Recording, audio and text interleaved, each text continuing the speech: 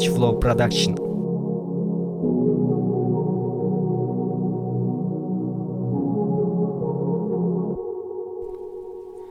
Gecenin yıldızları fırlatlar yüzden yer. Kalamım aldım geçtim belki de gizlen yen. Sözlerim bariyalı nefsime yüzden yen. Ya da sorayan özüme sene suygu var mı? Sın suygu erederin dağlar başında karı. Kimlerin gülü soldu kimlerin sarı. Renkler bilen renklenen udurmuş yolum ödü. 20 tomuz geldi geçilecek yollarda. Her nemi bolsa da bu yoldan dönmelder. Aytyanlarıma kulak sal bu sözler yöneder. Diyecek sözlerken yani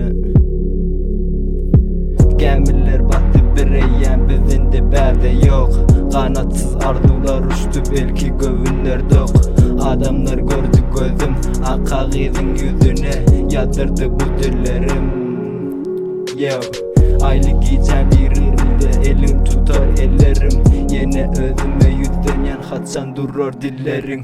Bu işler eğlenceder başı eğilmez sınar. Kalptan gelen sözlerim.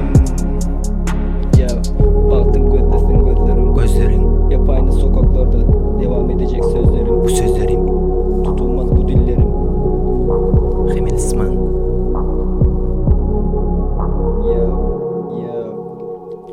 Buzda çiçek açtıran aşk değil mi aslında?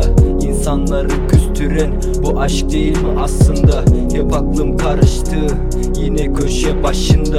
Uyuyorum hava soğuk o sokak karşımda. Duvarda resimlerin odaların karanlık. Suçlarda kalkar derim karanlık yer arandık biz. Kardeş bu hayat böyle hep aşka sarıldık biz. Belki de kazandık biz belki de kaybettik.